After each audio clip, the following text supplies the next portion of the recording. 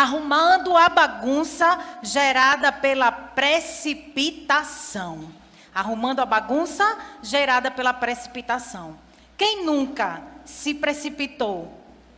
Né? Quem nunca?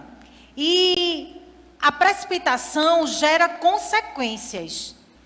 Assim como toda decisão que nós tomamos na nossa vida, tudo aquilo que fazemos, quem nunca ouviu da sua mãe, ou do seu pai, ou de alguém conhecido, apressado come cru? E não é sushi não, viu? Porque sushi dá trabalho. Apressado come cru. Por quê? Porque alguém que se precipita é alguém que é imprudente, é alguém que é apressado, é alguém que age sem pensar. Alguém precipitado é alguém impulsivo. Paulo, na sua carta em 2 Timóteo, versículos 3 e 4, ele apresenta a precipitação do lado das características terríveis na vida de uma pessoa. Aí ele começa a falar lá, e algumas das características que ele coloca a precipitação junto é de traição, de soberba, de crueldade, de maldade. Precipitação não é algo novo. Você acha que a nossa geração vive a precipitação? Não. Na Bíblia nós vamos encontrar muitos exemplos de pessoas, de personagens bíblicos que se precipitaram ao longo da sua história. Vamos conhecer alguns. Vamos começar por Adão e Eva. Adão e Eva se precipitaram porque se deixaram levar pelo prazer. Isso está lá em Gênesis 3:6, quando Eva vê a árvore em que Deus havia dito que não podia mexer com aquela árvore, e Eva vê a árvore e eles caíram na velha, mas infelizmente eficaz armadilha da sedução, que é agradável, atraente e desejável. Eva, quando olhou para a árvore, ela achou a árvore agradável, porque aquele fruto ia lhe agradar o paladar. Eva achou aquela árvore atraente por causa dos seus olhos. E Eva achou aquela árvore desejável, porque através daquela árvore ela achava que ia obter um conhecimento e se igualar a Deus. Já pensou? Começamos com Adão e Eva se precipitando, mas não só foi ela não. Não só foi ele também. Moisés, ele também se precipitou por fazer justiça com as próprias mãos. E isso está lá em Êxodo 2, do 11 ao 14. Na ira, ele matou o egípcio. Lembra da história? Amém? Matou o egípcio. Ele fez ocultação de cadáver e já ia fazendo tudo novamente quando foi denunciado. Se ele não tivesse sido denunciado, ele ia se precipitar mais uma vez. Sabe o que aconteceu com Moisés? Ele caiu na velha, mas infelizmente eficaz armadilha de resolver tudo pela sua força.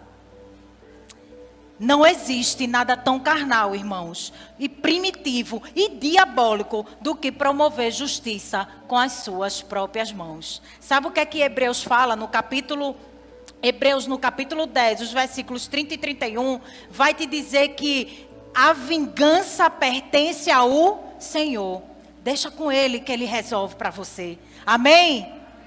Sara se precipitou também. Lembra lá de Sara? Deus havia dado uma promessa para ela e para Abraão. E o que foi que Sara fez? Sara quis dar um jeitinho da promessa acontecer mais rápido, porque o tempo estava passando, a promessa não se cumpria e ela quis dar um jeitinho. Sara caiu na velha, mas infelizmente eficaz armadilha de resolver simplesmente pelo seu plano e vontade, e não pela vontade de Deus. Quantos de nós não já caiu nessa armadilha? Aí você para em Sara? Não. Lembra de Jonas? Jonas recebeu um propósito do Senhor, Deus entregou para ele algo precioso que ele havia que fazer, e ele resolveu o quê? Fugir. Jonas também se precipitou, e isso está lá em Jonas 1, capítulo 1, versículo 3. Ele caiu na velha, mas infelizmente eficaz armadilha de resolver pelo caminho mais fácil. Para Jonas foi mais fácil fugir do que cumprir o propósito. Ele caiu na velha, mas infelizmente eficaz armadilha de resolver pelo impulso humano. Deixa eu dar uma chave para você. Governe as suas emoções. Dê um glória a Deus aí? Mas não foi só Pedro. A gente podia passar a noite aqui falando sobre pessoas que se precipitaram. Ananias e Safira também se precipitaram ao se deixarem seduzir pelo amor ao dinheiro. E isso está lá em Atos 5, do 1 ao 5. Eles caíram na velha, mas infelizmente eficaz armadilha da ganância financeira, ao acharem que os recursos que pertencem a Deus podem ser tomados para resolver nossos problemas pessoais. Lembra que Ananias e Safira venderam? Todo mundo estava vendendo os seus bens e entregando para os apóstolos. E Ananias e Safira vendeu e ele reteu uma parte, achando que ninguém ia saber. E ali ele foi fulminado. Sabe por quê? Porque Deus ama ao que entrega com alegria. Diante desses exemplos, será que estes também não têm sido os nossos meios de precipitação? Será que você não tem caído na armadilha de algum desses, uns agindo simplesmente pelo prazer, pelas próprias mãos, pelas fazer as coisas do seu jeito, fugindo do propósito, pelo ímpeto do seu emocional, ou quem sabe por dinheiro? Qual seria a armadilha que tem levado você a se precipitar? A precipitação não tem dado certo ao longo da história e também não dá certo nos dias de hoje. Quando agimos precipitadamente, só geramos mais bagunça em nossa vida. As coisas tendem a piorar e a não melhorar. Você não pode agir pela carne e esperar uma solução espiritual. Você não pode agir pela carne e ficar esperando que algo sobrenatural aconteça. Não, você precisa se mover pelo Espírito para provar do sobrenatural de Deus. Tem coisas que só vão acontecer no sobrenatural de Deus agindo em você. Talvez você não esteja preparado para essa conversa. Mas a gente é muito, no nosso dia a dia, a gente quer ser espiritual aqui. A gente quer que as coisas sobrenaturais aconteçam aqui nas quatro paredes da igreja. Lá fora a gente age de forma carnal. A gente vai dando liberdade para o diabo fazer e acontecer. Ei, na verdade você aqui, você é alimentado. O seu envio é para lá para fora. É lá fora que você precisa ser espiritual. É lá fora que você precisa e deve buscar viver o sobrenatural de Deus, mas não vai ser agindo pela carne que isso vai acontecer. Você não pode agir pela carne e esperar uma solução espiritual. A precipitação detesta perguntas e expressões. Deixa eu dizer umas para você. Sabe o que a precipitação detesta? Essa pergunta assim: qual é a vontade de Deus sobre essa situação? Antes de se precipitar, se você fizesse essa pergunta, certamente você não se precipitaria. O que Jesus faria se estivesse no meu lugar? Isso não é uma frase que um precipitado usa. É melhor eu pedir um conselho de uma pessoa sábia. Isso não é uma frase que um precipitado usa. Um precipitado não diz assim: vou contar até 10 antes de responder. O precipitado responde logo. Não é assim? Vou pensar melhor, depois lhe dou uma resposta. Um precipitado não age assim. Mas você precisa decidir não se precipitar, mesmo quando a situação é emergencial. Nas situações emergenciais, a gente é tendencioso a se precipitar. Mas não se precipite, não vai dar errado. Se não é caso de vida ou morte, pode esperar. Você pode orar, você pode refletir, você pode ponderar, você pode discernir para responder. Às vezes o pastor dá um vácuo, né? Você pergunta uma coisa e ele dá um vácuo. Ele não é uma pessoa precipitada. Ele espera, ele pondera. Ele faz isso comigo, minha gente. Vocês acreditam? Eu ligo de novo e ele não atende. Depois que eu passo a mensagem que ele veio e não responde. Aí eu ligo de novo. Aí ele chega nessa calmaria, nessa plenitude. Foi o quê, filha? Eu digo: eu morri, você não ficava sabendo. Se fosse uma emergência. mas ele não é precipitado. Ele espera, ele pondera, ele reflete. E eu e você precisamos desejar ser assim também. Amém? Prometa isso a você mesmo. Você precisa decidir não se precipitar. Vamos, coloque aí a mão no seu coração e diga assim: eu preciso decidir não se precipitar. Amém? Então nós vamos agora ver um dos exemplos de Jesus. Jesus, a precipitação andava bem distante dele. Você pode abrir a sua Bíblia em Mateus, capítulo 14.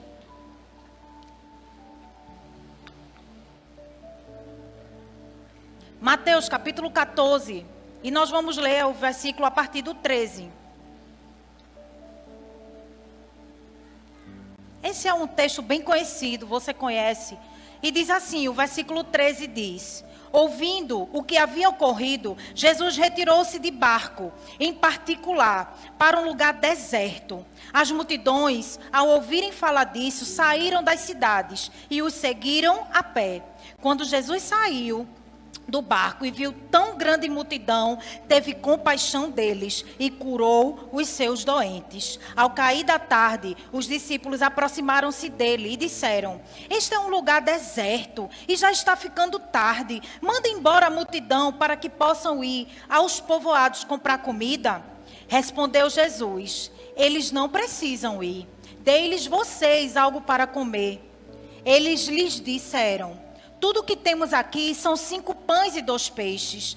Tragam-nos aqui para mim, disse ele. E ordenou que a multidão se assentasse na grama, tomando os 5 pães e os 2 peixes, e olhando para o céu, deu graças e partiu os pães. Em seguida, deu-os aos discípulos e estes à multidão. Todos comeram e ficaram satisfeitos, e os discípulos recolheram 12 cestos, cheios de pedaços que sobraram. Os que comeram foram cerca de 5.000 homens, sem contar mulheres e crianças. Amém? Então nós vamos aprender com Jesus agora a arrumar essa bagunça, porque deixa eu dizer para você, a precipitação, ela faz uma bagunça danada na nossa vida. A precipitação, olha, pense é desordeira. Tira tudo do lugar. Então nós vamos aprender que a primeira coisa que nós precisamos para arrumar a bagunça gerada pela precipitação é descansar. Descansar por quê? Porque Jesus vê os seus problemas antes mesmo de você. Então descanse, Jesus sabe. Eu gosto de Isaías 53, quando diz assim, que Jesus era homem de dores. Jesus sabe o que é padecer. Jesus sabe o que é resolver problema. E tem coisas que só Ele pode resolver para você. Nós acabamos de ler o texto, e o texto diz: quando ele desembarcou do barco, ele observou a grande multidão e ele automaticamente se compadeceu e curou os seus enfermos. Ei, Jesus, ao ver você, ao olhar para você, ao acordar, ele já conhece o seu problema, ele já está solucionando. Jesus olhou aquela multidão e ele sabia que tinha enfermos ali, e automaticamente ele saiu curando. Ele não precisou perguntar: quem é que está com dor de cabeça aqui? Levanta a mão que eu vou curar. Quem é que está doente aqui que eu vou curar? Não, a palavra diz que ele saiu curando. Ei, Jesus conhece seus problemas. E no ministério ele deixou claro no seu ministério que ele se importa com o doente, com o aflito, com o desamparado, com todos que tinham um grande impasse a ser resolvido. Jesus se importa com os nossos problemas. Lembra do casamento, quando Jesus estava, e num casamento judeu acabou o vinho, acabou a festa. O casamento mal tinha começado. E qual era o impasse daquele momento? O impasse era, o vinho tinha acabado. Aí Jesus vem com o quê? Com a solução. O melhor vinho ele entregou naquela festa. Jesus, ele conhece o seu impasse e ele sabe, ele já está solucionando o seu problema, amém? Ele sempre está pronto a nos socorrer em nossas necessidades. Ele nunca lhe desampara. Ele sempre vem, por isso descanse, amém? Precisamos aprender a descansar. A segunda é, para arrumar a bagunça gerada pela precipitação, você precisa lembrar. Lembrar de quê, pastora? Que a decisão mais fácil nem sempre será a melhor. A decisão mais fácil nem sempre sempre será a melhor. No versículo 15, a multidão se aproximou dele, aí os discípulos já vieram: ei, Jesus, o lugar é deserto, a hora já se passa, não é melhor a gente despedir a multidão? Não era mais fácil? Tem aqui uma multidão, os discípulos só tinham 5 pães e 2 peixinhos, o povo tudo com fome. Qual é a solução mais fácil? Cada um vai comer nas suas casas. Não é assim? Bora, cada um para suas casas, amanhã vem para Jesus. Mas olha, preste atenção, nem sempre a solução, a decisão mais fácil será a melhor. Qual era a justificativa deles? O lugar é deserto, a hora já se passa. Qual foi a precipitação? Mandar o povo ir para casa. Foi isso que Jesus fez? Não. Mas viu como é fácil a gente se precipitar? Não era mais fácil? Era mais fácil. Os discípulos já estavam se precipitando. Na ânsia de resolver logo o problema, muitas vezes escolhemos o caminho mais fácil. Não é assim? Vou dar alguns exemplos para você. Fique atento. Quando você se sentir cansado, sabe qual é a decisão precipitada? Parar. Mas sabe qual é a melhor a ser tomada? Prosseguir. Quando tudo parecer que você deve parar, junte as forças e continue. Quando se sentir chateado, sabe qual é a decisão precipitada que você pode tomar e a mais fácil? Se isolar. Mas sabe qual é a melhor? Conversar, resolver. Amém? Quando você se sentir ameaçado, qual é a decisão precipitada? Geralmente a mais fácil é fugir. Lembra de Jonas? Ele fugiu, mas essa não é a melhor. A melhor pode ser enfrentar o problema. Quando você se sentir ofendido, a decisão precipitada é: magoei, chateei, estou de mal. Não é assim? Mas qual pode ser a melhor? A melhor pode ser procurar resolver com quem lhe ofendeu. Quando você se sentir traído, qual é a decisão que a gente toma? Como é? Corte. Acabou a amizade. Rompeu a amizade. Mas sabe qual é a melhor? Que não é a mais fácil? Perdoar. É a melhor escolha. Quando você se sentir injustiçado, a decisão precipitada, geralmente a mais fácil, é se vingar. Mas sabe qual é a melhor? Você esperar em Deus que Ele vai resolver para você. Tá vendo como é fácil a gente se precipitar? É verdade ou não é? É fácil a gente tomar uma decisão precipitada porque ela está aqui bem fácil. A gente pega logo ela. E aí a gente acaba bagunçando ainda mais a nossa vida e a nossa casa. A terceira coisa, para arrumar a bagunça gerada pela precipitação, você precisa saber. Saber o quê? Saber que você é parte e solução do problema. Você está no problema e muitas vezes a gente quer sair do problema e deixa Deus sozinho resolver, né? Tá na mão de Deus. Quantos de nós já fez isso, né? Ah, pastor, agora olha, lavei minhas mãos. Tá na mão. E quem precisa resolver o problema? É Deus? Não, é você. Você que está dentro do problema. Aí sabe o que é que Jesus manda te dizer hoje? Que você faz parte da solução do problema que você está vivendo. Nos versículos 16, 17 e 18, Jesus virou para os discípulos e disse: não, eles não precisam ir embora não. Vamos organizar isso aqui. O que a gente tem? Mas Jesus, a gente só tem 5 pães e 2 peixinhos, como é que vai ser? Jesus disse: traga aqui que eu vou resolver.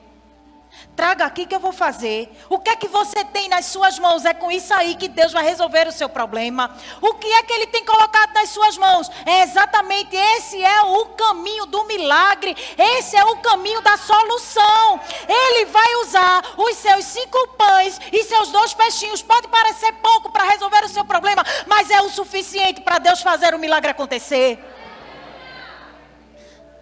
Jesus, Ele é simples. A gente é que fica com muita coisa, com muito... Não! Jesus, Ele ama trabalhar na simplicidade. Ei, sabe o que é que Jesus está dizendo? Você é protagonista do seu milagre. Porque, como eu falei, tem gente que... Deus agora é com o Senhor que faz. Não! Eu canso de dizer aqui, olha, Jesus, Ele tem prazer em realizar milagres, amém? Sabe por quê? Não é por causa de você, não. É porque com o seu milagre, a glória dEle vai ser manifestada. Não é porque você deseja muito, não é porque você quer muito, nem é porque você merece muito, não. Ele ama fazer um milagre acontecer na sua vida, porque através da sua vida a glória dele é manifesta. É por isso que ele gosta de fazer.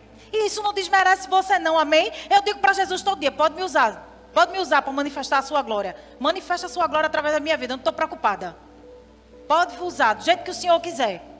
Vai doer, vai ter processo, vai, mas eu gosto, foi para isso que eu nasci, para manifestar a glória de Deus. Lembra lá de Lázaro? Lázaro morreu, e botaram lá dentro do sepulcro, e colocaram o que para tampar? Uma pedra. Aí Jesus chega e diz assim, Jesus chega e diz, tirai a pedra.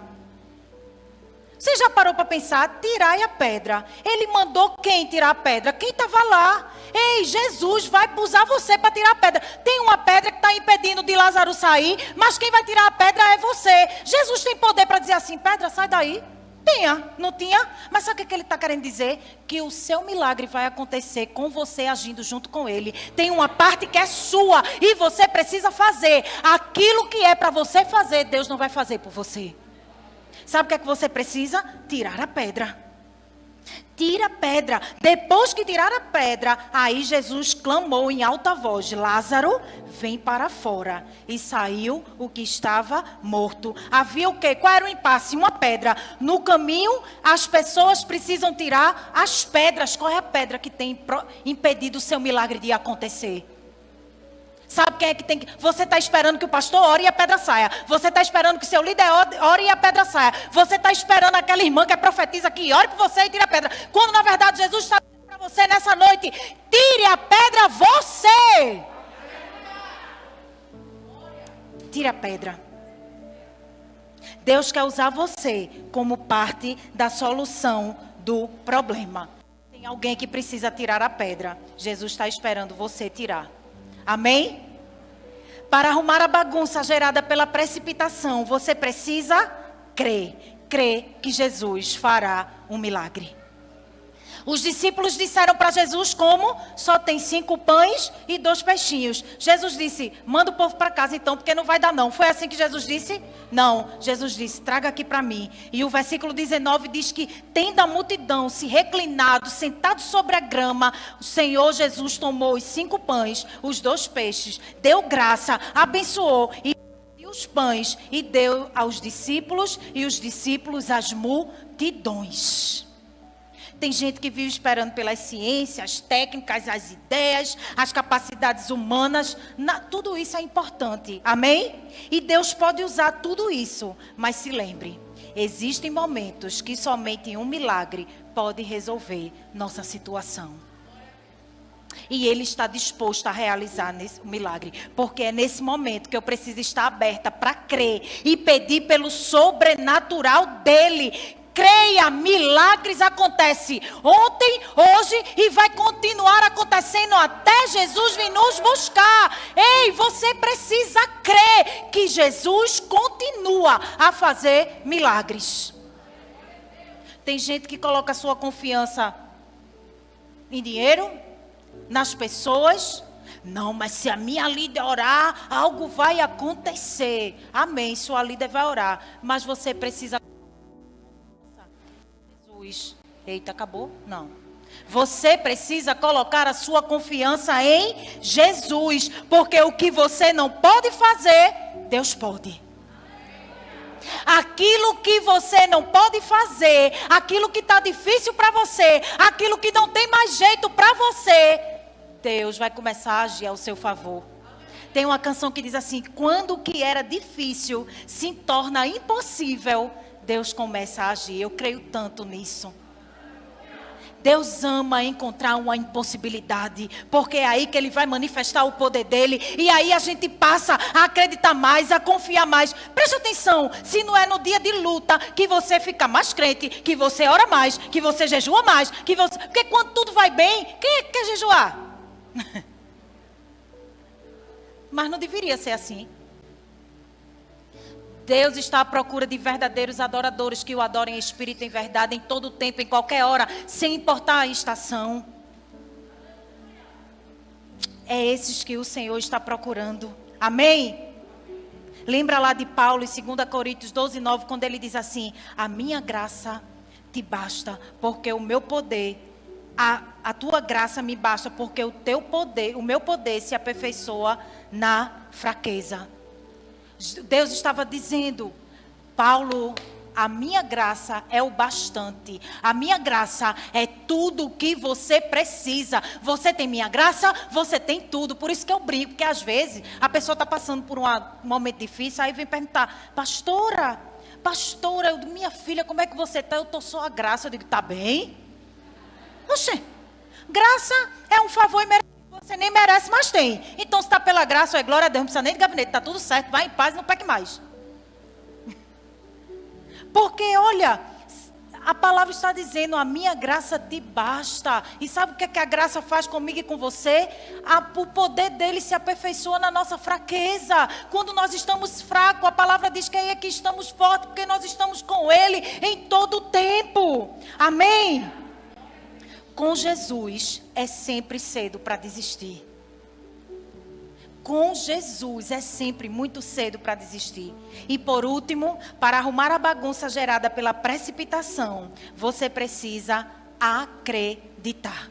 Acreditar em quê, pastora? Que Jesus suprirá as suas necessidades. Os versículos 20 e 21 diz que todos comeram, todos se fartaram, mas sobraram 12 cestos. 12 cestos sobraram. Ora, Jesus sempre faz além do que nós precisamos. Você já parou para pensar? Eu sou o testemunho vivo disso. Porque eu passei quase 4 anos pedindo ao Senhor, dai-me filho, senão eu morro. Eu quero um menino, eu quero um menino, eu quero um menino. Eu amanhecia pensando no menino, dormi pensando no menino. Era um aperreio na minha vida, eu queria ser mãe. E Jesus, eu hoje olho e digo, Jesus, ficava só. Peraí que tu... Porque a gente pede as coisas às vezes, mãe, não sabe, né? A gente não sabe pedir direito, né? E eu dizendo, quero um filho, quero um filho, quero um filho, quero um filho. Jesus só lá do trono, mas sabe, não sabe de nada. Aí Jesus me deu um.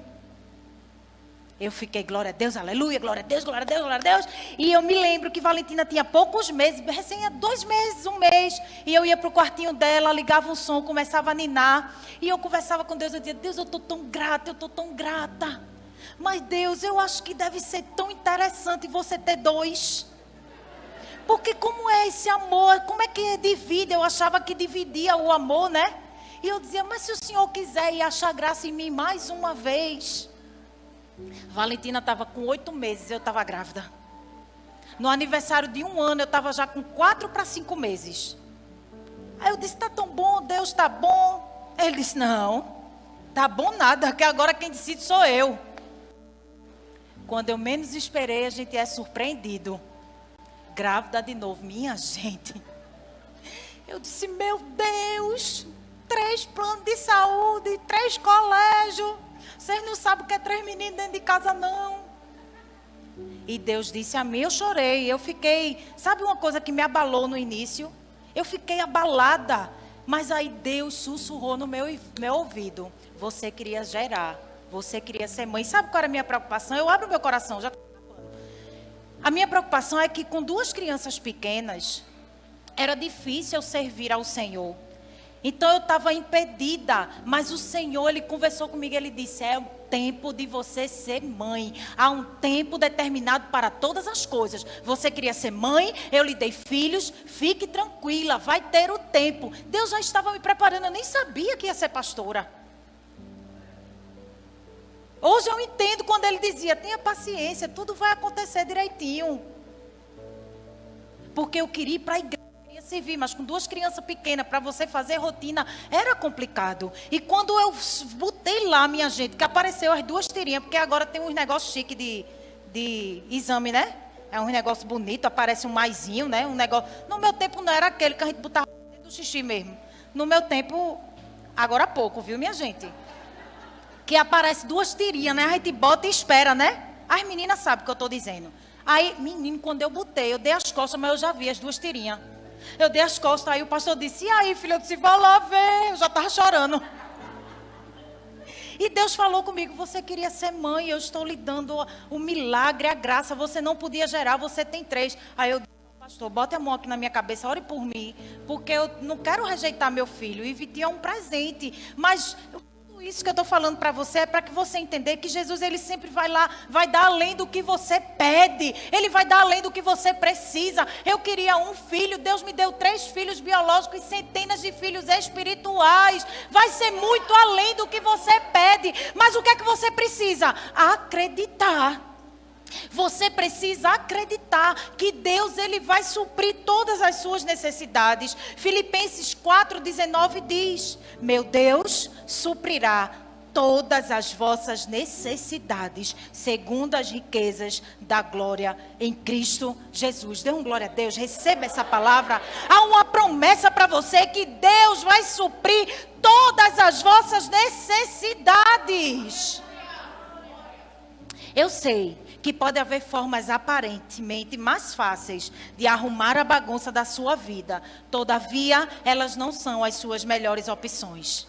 Creia realmente que arrumar a bagunça gerada pela precipitação, você precisa entender hoje, de uma vez por todas, que Jesus se preocupa com os seus problemas. A decisão mais fácil necessariamente não será a melhor. Você faz parte da solução do problema. Que Jesus tem poder para fazer milagres em sua vida. E que Jesus supre suas necessidades abundantemente. Amém?